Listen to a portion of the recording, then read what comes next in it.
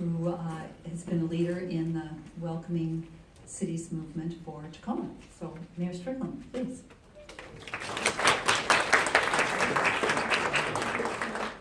Thank you very much, and good late afternoon and evening, everyone. My name is Marilyn Strickland, and I have the honor of serving as mayor of Tacoma, and I'm very excited about this forum tonight for a few reasons. In 2015, the city of Tacoma decided to become a welcoming city. And this is a national movement that is taking place among cities around the country. There are, I think, 23 of us right now who have decided to say, we want to be a welcoming city for immigrants, and we want to be a place that sends the message that we welcome people from around the world. And what does that mean? It means that we want to make sure that every person who chooses to call Tacoma home, regardless of their country of origin or documented status, has the opportunity to live up to their full potential. That means access to services. It means being included when we talk about boards and commissions, but it also is about making sure that when we see or hear discrimination, we are not afraid to call it out and to correct it. Now, there are some people in the room that I have the honor of working with who've been very, very instrumental in doing this work. And the first person I want to actually call out is Carmen White, who has worked really hard in our equity and human rights department to put these together. She was responsible for forming the Latino town hall meetings that we did. And I just want to make sure that we thank and recognize Carmen for her work. I also want to thank and recognize my longtime friend Diane Powers, who leads the department, and just for her tireless advocacy and steadfastness in wanting to make sure that this is part of who we are as a city. When people ask me to describe Tacoma, I describe us as an international waterfront city that is a leader in education, the arts, and environmental stewardship, but we're known for our cultural diversity. And instead of the word diversity, I want to flip that and talk about inclusion. It's one thing to be diverse and to acknowledge who lives in your community or who chooses to call it home, but inclusion is the act of embracing. And when I hear terms like I'm colorblind, in many ways I tell folks that's not a term you should use, because I want you to see me as I am. I want you to accept me as I am. And regardless of where your country of origin is, we want you to be you and to do you, but to have the opportunity to thrive in the best possible way. So I'm very excited about this. I'm excited to hear from the young people in our community today. And what I hope to learn from this when I get the report out is that if there are any policy decisions that we need to make in the city of Tacoma or in Pierce County or the state of Washington or even in Congress, let's make sure we create a list to ensure that people who live in our country, whether you're an immigrant or refugee, have opportunities that are afforded to all of us, even those people who were born here. So thank you very much for being here tonight, and please enjoy this evening.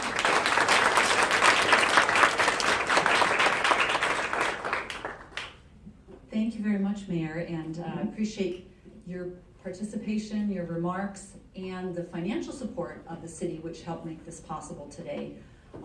The mayor does have another commitment. She has lots of those, so she may not be able to stay for the whole evening, but we really appreciate you being here. So I would like to again say welcome and thank you all for being here. I am so pleased that we reached out to a very diverse group, and we were successful at having a diverse group in attendance today. So we have people here from education, both K-12 and higher education. We have people here from local government, from congressional offices, state legislative offices. We have people from all kinds of human services agencies, some that specifically focus on youth and others that provide a broad array of services. So it's a great group here, and I'm looking forward to the dialogue and the conversation that we can have today with these young people. Again, I want to thank all of our partners who made this happen. You'll see all of their names and contact information on the back of the program, but this really was a partnership effort, pulled together very quickly, I might add, but only possible through the partnership of all of those folks that you see in the program: Catholic Community Services, Proyecto Mole, the Reach Center, the City of Tacoma, UWT, TCC, and the National Welcoming America organization. So we thank all of them for helping make this happen today. To begin with, I wanted to start with some background information, and I guess it's appropriate that we're in a classroom setting and I'm going to show slides, but I only have about 5, so be short, I promise. I'm not going to lecture, but I assume because we have a diverse audience that we have different levels of awareness about what the immigrant and refugee population looks like in the region, and I thought it'd be helpful to provide a little background. And we are very fortunate in Tacoma to have Dr. Ali Moderas, head of the UW Urban Studies program, who is an amazing researcher and very knowledgeable on the subject of immigrants and immigration in particular. And so he allowed me to use some of his slides to illustrate what we're trying to talk about today. Also in your program are some definitions and some facts, so we also wanted to give you something to take away with you that gives you some more information about the folks that we're talking about today. So let me begin with, and I should back up and say thanks also to Tacoma area refugee youth who did this artwork for us as our symbol today that Tacoma is a welcoming place. So our first slide, and I don't want to get in the way of the audience. Can you see all right? Okay. This is, I'm going to start at the national level and work our way down. So these are population projections for the 15 to 19-year-old population in the United States from 2012 to 2040. The blue line at the top is the white population. The purple line is the Latino population. The red line is the African American population, and the green line is the Asian population. So as you can see, for a variety of demographic reasons, that youth population is going to decline, except for Latinos. Now, we'll talk about, in a lot of cases we have data by ethnic group and not by immigration status, whether they're US born or immigrants. So these are sometimes a proxy measure and not certainly meant to assume that all Latinos are immigrants, because certainly they're not. But it gives you an idea of the changing face of America, which I think a lot of us know, but it's interesting to see the numbers and see the charts. The next one is about the Latino population in the state of Washington. And again, this goes from 1980 on the right to 2013 on the left to 2013 on the right. And you can see that the Latino population in the state grew from 2.9% to 11.9% in that time period. So, and now Latinos are the largest ethnic group in the state of Washington. Next is, this is specific about foreign-born population, and this is a map of the region and shows the percentage of population that is foreign-born by census tract.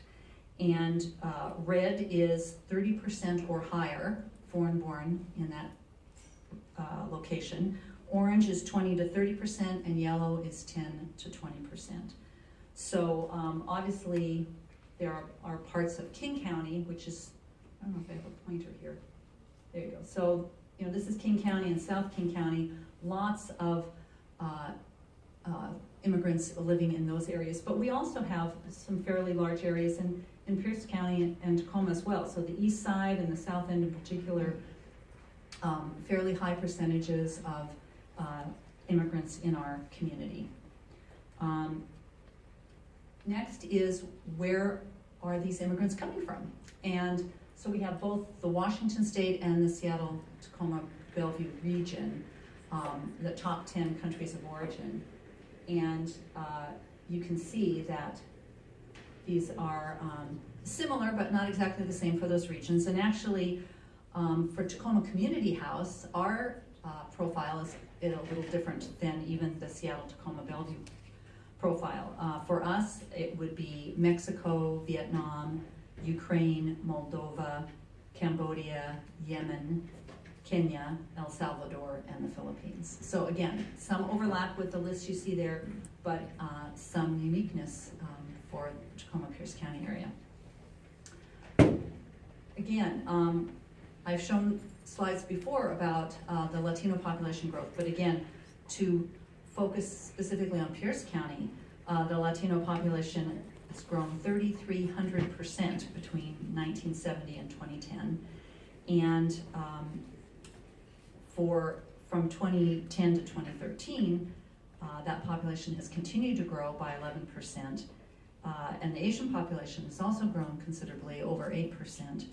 And again, those are not all immigrants, but a large percentage of those population increases have come because of immigration.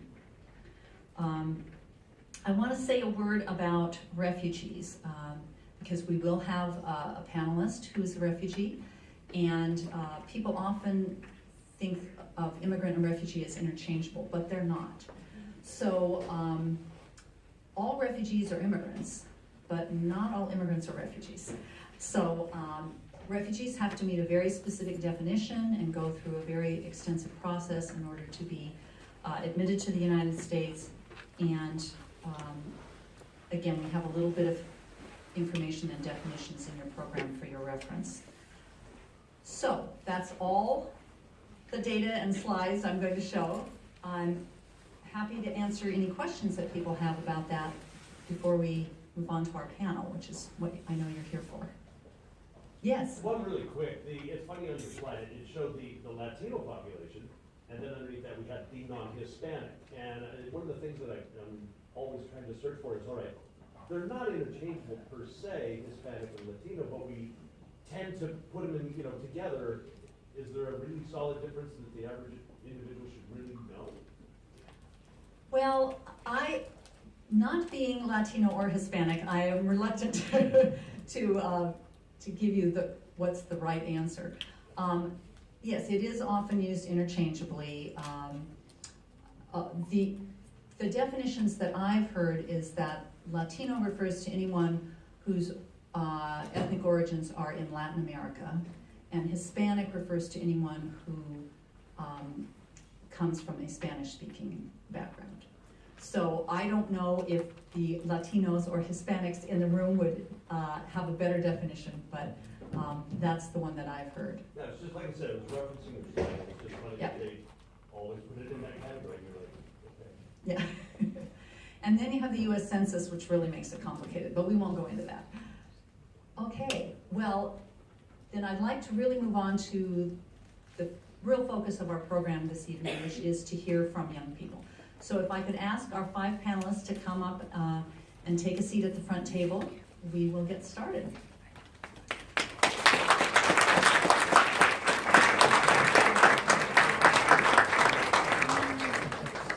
Yes, and I appreciate you making them feel welcome. Some of them are not experienced at public speaking, and so we want to make them feel comfortable here tonight. Although I will say that LeBon spoke to the Tacoma City Council last week when we accepted the Welcoming Week proclamation from the mayor. So he does have public speaking experience. Yeah, the logistics are a little challenging here too, so hopefully this will work. We have 2 mics for them to share and go back and forth. We want to make this as much of a dialogue as possible, so we're asking them to start by giving a very brief introduction of themselves, their name, where they were born, and how did they get to Tacoma. So that will get us started, and then I have a series of questions that I'll be asking them, and then we'll give all of you an opportunity to be in dialogue with the panelists as well. So Paola, can we start with you? Hello, good afternoon. My name is Paula. I was Oh, I think there's still a minute, sorry. Okay, now. Hello, okay. Hello, my name is Paula Ramos, once again. I was born in Hidalgo, Mexico. I was here since I was 6, and I was making 12 years, being stable in Washington State. I'm currently in hold for the visa U, but I have no status here, so that's everything. Yes, Yvonne. Hi, good afternoon. My name is Lopan Ali. So I'm originally from Somalia, and I'm the only refugee here, I guess, today. Okay, yeah. So I was born in Somalia. I have left Somalia when I was 8, and I'm 21 now. So you can do the math. So I was here for what? I'm here in the United States for 4 years, and I went to refugee before I came here, and like she said, the refugee takes a lot of process, and it was about like a year and a half. I really left school, so I think they think about me, and they say that this kid really deserves second chance. So in 2012, there's someone say that I should come to United States. So I came here 2012, and I went to high school, Centrale High School. I'm not technically from Centrale, but I get a lot of support from Tacoma. So I went to school, I graduated high school this June, so I'm going to Edmond Community College, trying to get a degree in a national study in human rights. So I'm hoping to go to that degree. Thank you guys. Thank you. Okay, Alma. And then I get really nervous when it's my turn to pass the mic. Here I go. My name is Alma Vargas, and I am from Guadalajara, Jalisco, Mexico. That's where I was born. I came here, like Levon, at the age of 8, and I am 22, so just a year. Just one more year, if for those of you who did the math. So 14 years. So yes, I came here. We initially landed in California. That's where we had family. From my mom's side of the family. After my dad lost his job there, or couldn't find a stable job, we moved to Tacoma, and this is where my grandma used to live, and she offered support for us to find house and for my dad to find work. So that's how we decided to move here to Tacoma specifically, and I lived since I got here, I lived in Tacoma, so this is my home, just Tacoma. Other than that,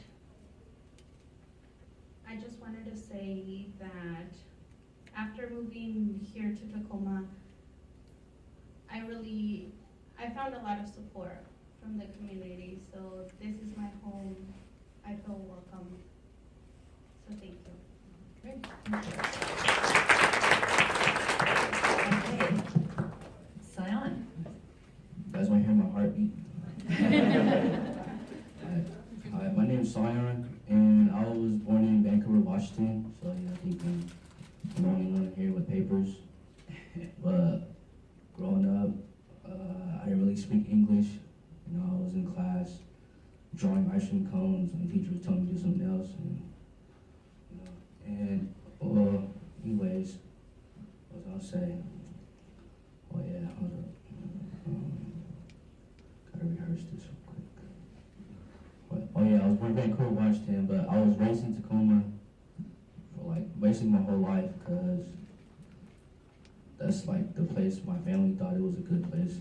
Because they came from Cambodia, and my mom was like from the village side, where like you see nothing but there's they live in like these huts and stuff, like no doors, no windows, and a lot of crazy stuff. And my dad's from the slums and stuff, and I guess like Tacoma was a good place for them. Like they thought it was good for me, because they went like before they even had me, they went like cruising around the whole U.S. and stuff.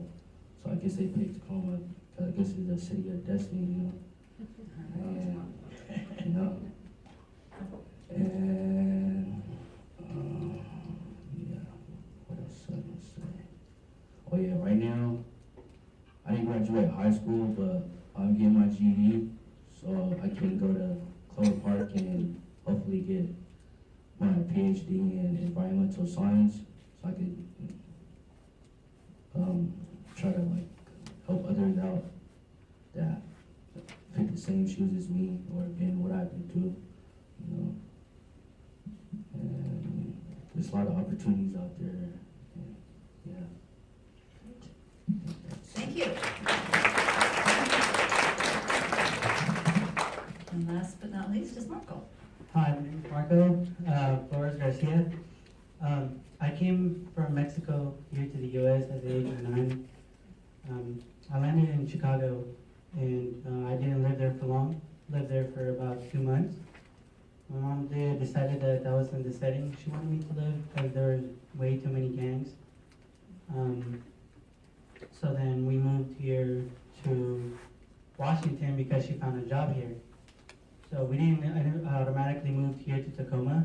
We moved to Bremerton, but we didn't feel welcome there because I don't know if they don't have Hispanics over there, but yeah, it wasn't like the right setting for us.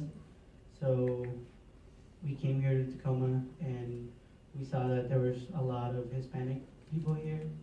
So we moved here, and she also found a job here, and I moved here.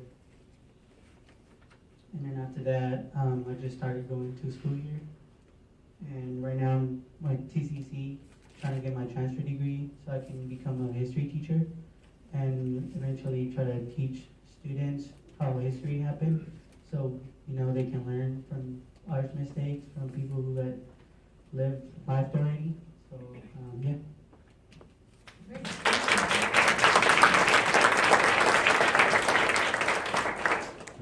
Thank you all for introducing yourselves, and now we have a chance to ask you some questions. And I feel funny because I'm behind you, so I'm going to see if I can move this out a bit.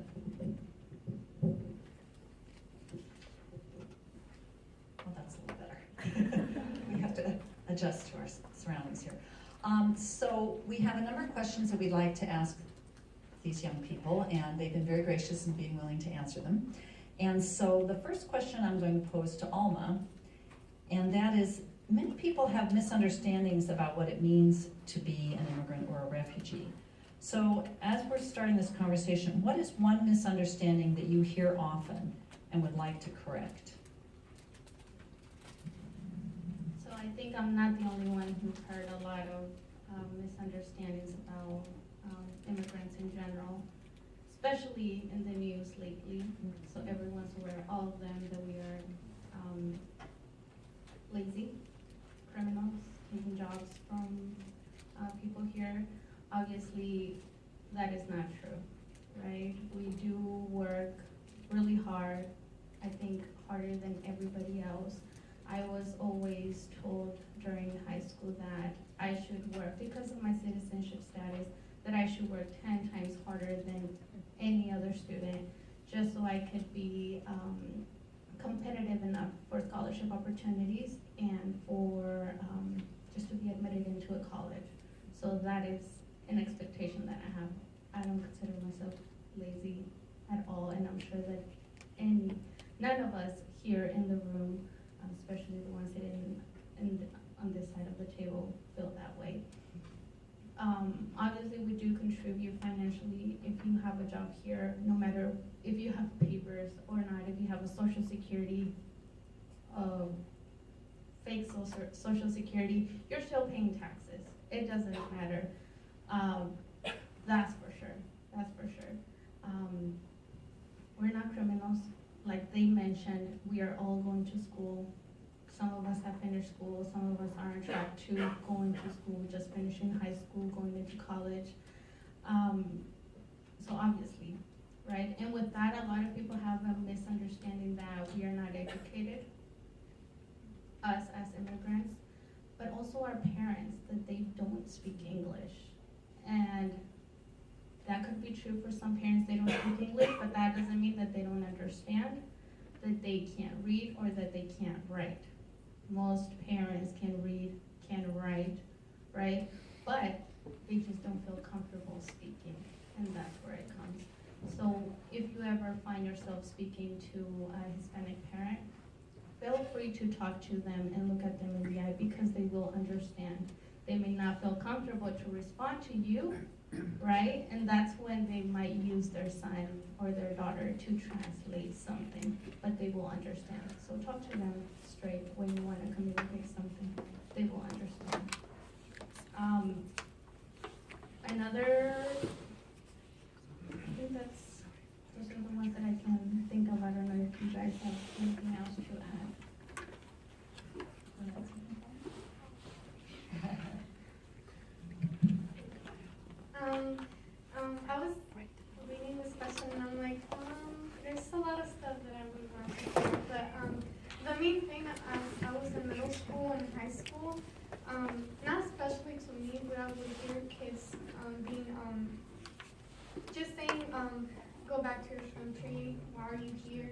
And I don't, well, we're young, we're ignorant about a lot of stuff, but it's sometimes really hard to just try to make someone understand why you're here.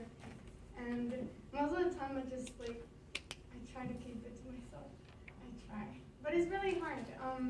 My mother, she left everything. She left us. I have two older brothers. I was in Mexico for about 3 years without her.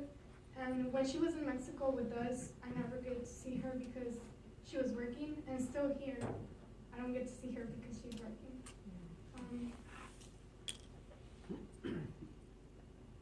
She came by herself and she left us and she left her family. When she's here, I just get really upset because she calls them and she hides in her room just because how much like love she left over there. So she left everything just for us to get a better education, get paid what we deserve. She left because of the economy in Mexico. And I want to take full advantage of why she brought us here. And it's hard. It's just really hard. And to make someone understand why you left the place you left. And the food, the tradition, and everything. I was really young, so I don't get to say a lot of the cultural stuff because I've been arranging myself to what the American culture has to give me. And I'm in between. I'm not from here, but I feel like I'm from here. So that's why. Well, thank you.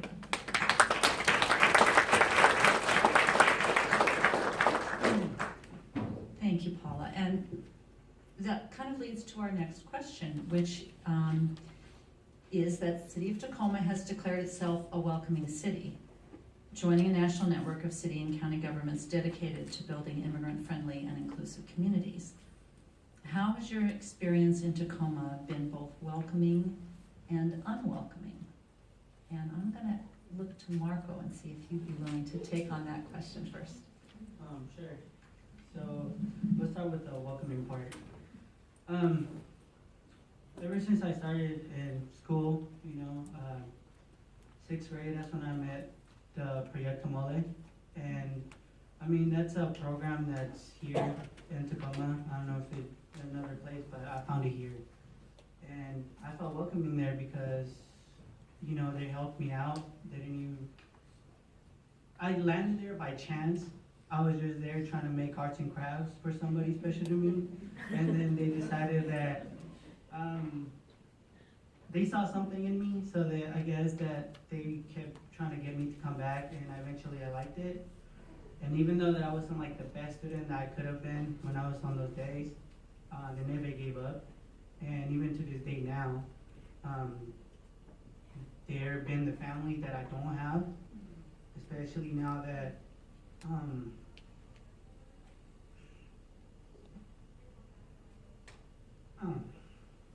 that it's sorry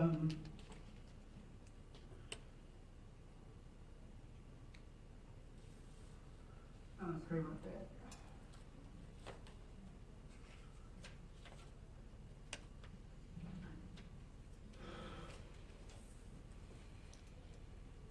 Especially for someone who doesn't have a family at all. And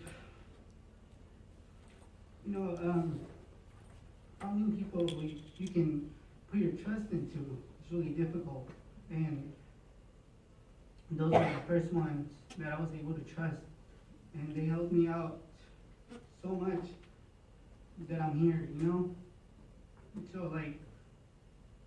I take special part into that.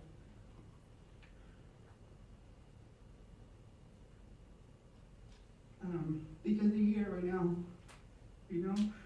and sometimes I wish I could see my family, my mom, my dad, stuff like that, but, I'm here by myself. So this is the city that I was able to find my family, someone that can help me out like a family's supposed to. So that's how I felt welcoming to me, because of the programs that they have here that are really helpful for their students who are in that refugee area, that they're the ones who were the only ones who were able to come, or the ones who crossed the border or did everything they could to come here. So, you know, that's like really what I loved about the city, that they had that program, or they have those programs here for other students. Because I know I'm not the only one who feels that way. I know there's a lot more that feel the exact same way, and that continues in my education. Also here, the same thing at TCC, I felt the same love as soon as I started it. So that's why I keep writing to doing things like this, because it's good. I want to show the city that some of the stuff that they're doing, you know, to keep supporting those things because they're helping a lot of students. So, so yeah, that's the welcoming part for me. And I'm sorry about, but you know, but it's really emotional. And the welcoming part also was hard because I always wanted to be a police officer and join the military and stuff like that. But there's a program that I wanted to join, which was the Tacoma Police Explorers Program. And I went there, and I wasn't allowed to join because I don't have a social. So, and for them to, like, they didn't give me a reason why I wasn't allowed to go. They just told me, we can't tell you why. So in my head, I'm like, am I a criminal? Did they find something that I don't know about? So, you know, for a second there, I lost my motivation, you know, because it's like, that's something I really wanted to do. And just for me not to have like a couple of digits under my name, for opportunities to be taken like that, you know, it's really hard. So, especially when you see someone who wasn't really interested on doing that, going in there and taking the opportunity right away from you, right in front of you. So, that's like the most unwelcoming part that I ever had here, you know, just going through that. So, yeah.